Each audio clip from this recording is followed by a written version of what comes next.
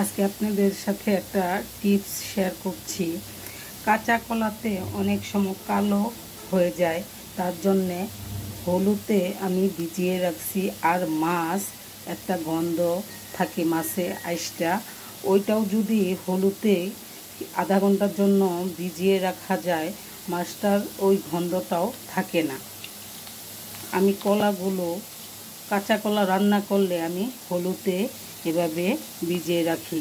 কালো কষটা হলুদে উঠে যা, তরকারির কালারও নষ্ট হয় না। আমার মশলাটা কষানো হয়ে গেছে, আমি এখন দিয়ে দিচ্ছি।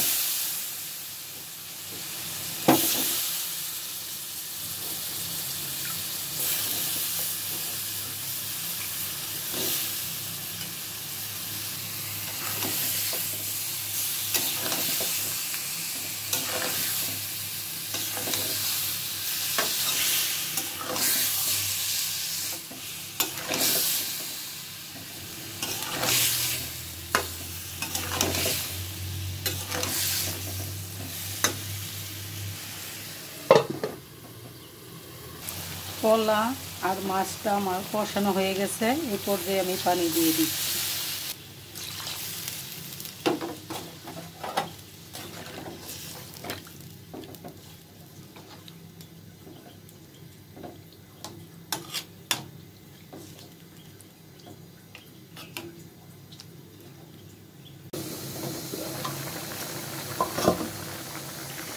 আমার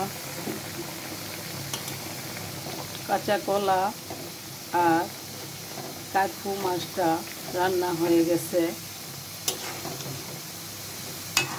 কাকু মাছে একটু ডিম ছিল, অল্প একটু ছিল, না হলে আমি বেশি থাকলে রেখে দিতাম। ওইটা হয়তো করলা দিয়ে ভাজি করতাম। আর ঠিক আছে, আজকে এইটুকুই। ভালো লাগলে লাইক কমেন্ট করবেন। আল্লাহ হাফেজ। দেখেন, আমার কলার তরকারিটার কালারও সুন্দর এসেছে। কোনো রকম কলার একটা কালো কালার আসে, মানে কষে, কিন্তু এই হলুদ দিয়ে ভিজিয়ে রাখলে তরকারিতে কোনো কষ ছাড়ে না। আপনারাও ট্রাই করে দেখবেন। আল্লাহ হাফেজ।